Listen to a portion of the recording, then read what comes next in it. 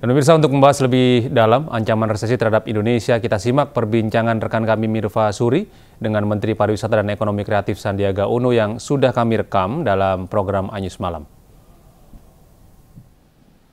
Selamat malam dari Jeddah. Kami kebetulan sedang bertugas dan terima kasih Anyus Malam sudah mengundang kami untuk berbincang mengenai ekonomi.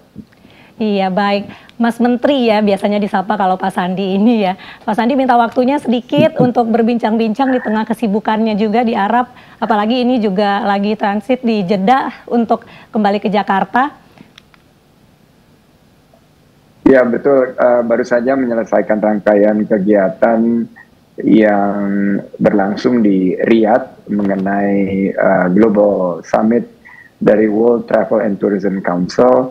Dan juga Indonesia mendapatkan satu kesempatan memaparkan bagaimana kita bisa menaikkan tingkat indeks pariwisata kita ke posisi yang 12 peringkat naiknya, mengalahkan Malaysia, Thailand, dan Vietnam yang fokus pada pariwisata berkualitas dan berkelanjutan. Kami juga berkesempatan untuk mempromosikan 5 destinasi super prioritas yang seperti ada di belakang saya, dan juga bagaimana kita dalam momentum kebangkitan ini menciptakan 1,1 juta lapangan kerja, dan tentunya ini salah satunya didukung juga keberhasilan kita di G20 kemarin.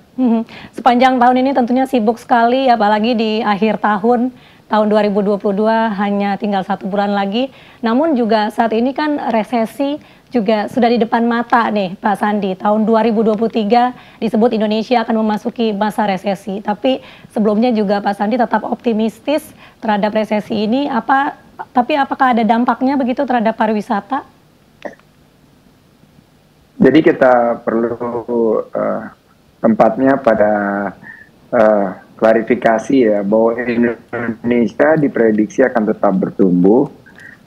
Tahun ini angka pertumbuhan kita di triwulan ketiga menunjukkan pertumbuhan yang sangat kuat dan berkualitas.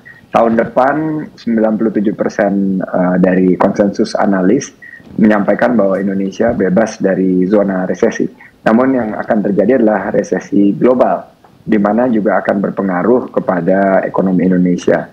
Oleh karena itu kita harus bersiap-siap diri, karena kita di dalam momentum kebangkitan ini harus cepat mengkonversi beberapa potensi yang hadir setelah G20 di Bali yang super sukses untuk menciptakan investasi-investasi baru di 3 pilar utama pertumbuhan ekonomi kita, yaitu di digitalisasi, juga di sustainability atau keberlanjutan lingkungan, termasuk transisi energi, dan juga di bidang kesehatan.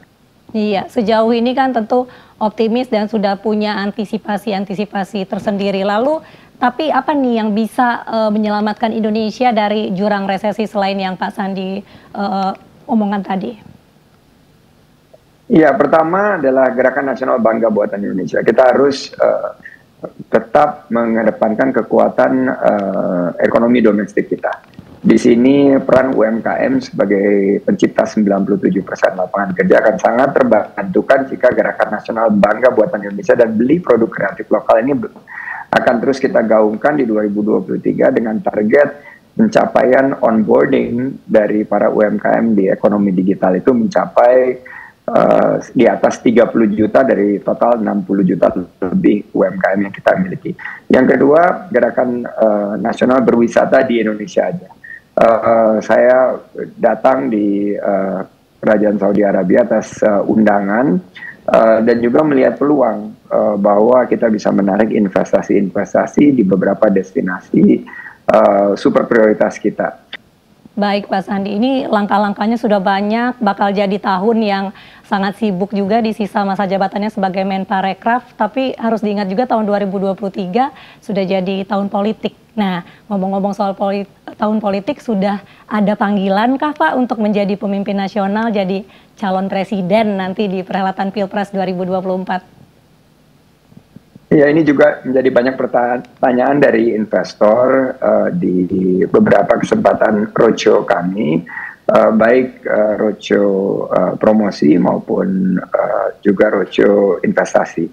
Jadi yang dapat kami sampaikan bahwa pembangunan yang telah dilakukan Indonesia, terutama 8 tahun terakhir di bawah kepemimpinan Bapak Presiden Jokowi, telah memasuki masa akhir dari pemerintahan. Namun kita pastikan bahwa akan ada keberlanjutan kepemimpinan, di mana inisiatif-inisiatif strategis yang telah kita lakukan, pembangunan infrastruktur, juga berkaitan dengan prioritisasi daripada destinasi pariwisata, juga fokus kepada rekonsiliasi daripada perpolitikan kita, karena selama ini Indonesia menunjukkan kepada dunia bahwa kita mampu menghindari polarisasi secara besar, karena kebijakan Bapak Presiden mengundang Bapak Menteri Pertahanan dan saya sendiri ke dalam kabinet, dan ini menunjukkan kepada dunia sebetulnya suatu brand politik baru, kontestasi demokrasi Pancasila yang dikenal sebagai bertanding untuk bersanding. Nah, ini yang memberikan rasa aman dan nyaman bagi para investor, tapi tentunya ini yang perlu kita jaga, momentum dan kepercayaan internasional kepada Indonesia. Ini perlu kita jaga, dan ini akan berproses sampai Oktober tahun depan. Jadi tentunya politik ini semakin cair, dinamikanya semakin meningkat, tapi tetap kita harus guyup bersatu padu demi kepentingan pembangunan bangsa kita ke depan.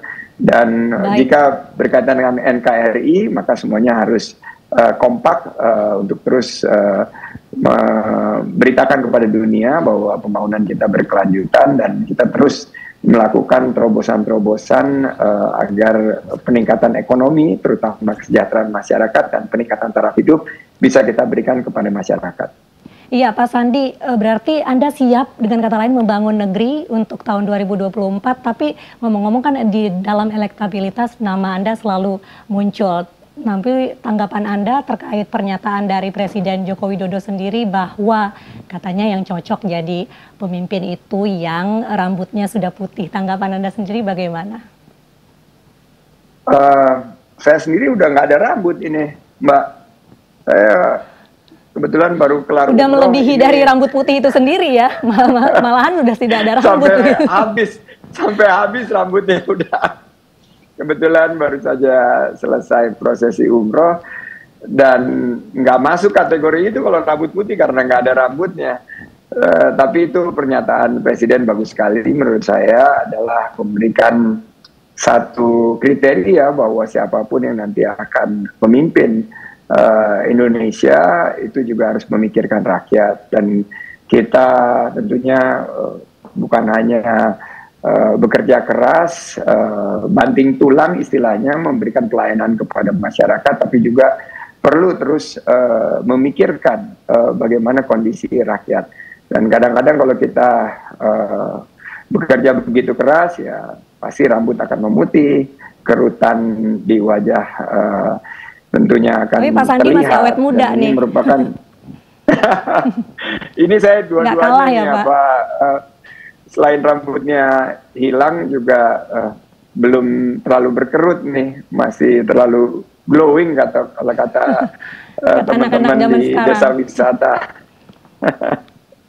Tapi saya yakin maksud dari Presiden itu baik, dan itu memberikan salah satu dan yang paling akan beri kriteria, wah kalau yang sampai rambutnya nggak ada gitu. Dan yang paling penting juga Pak Sandi akan selalu siap ya Pak ketika ditunjuk.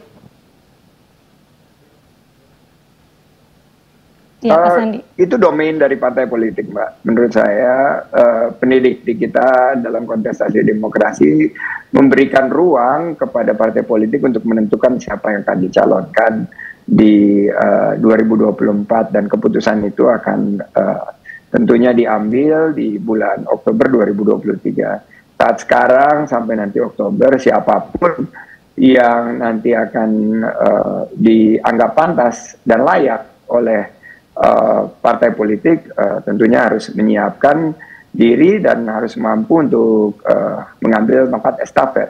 Karena menurut saya keberlanjutan pembangunan, juga keberlanjutan kebijakan yang berpihak kepada rakyat, saya akan terus berjuang untuk menciptakan lapangan kerja. Ini yang sudah kita alhamdulillah berhasil lakukan di sektor parekraf, dan ini yang akan kita tampilkan agar masyarakat betul-betul bisa ikut berpartisipasi dan memastikan bahwa penghidupan khususnya di bidang ekonomi dan kesejahteraan masyarakat akan meningkat.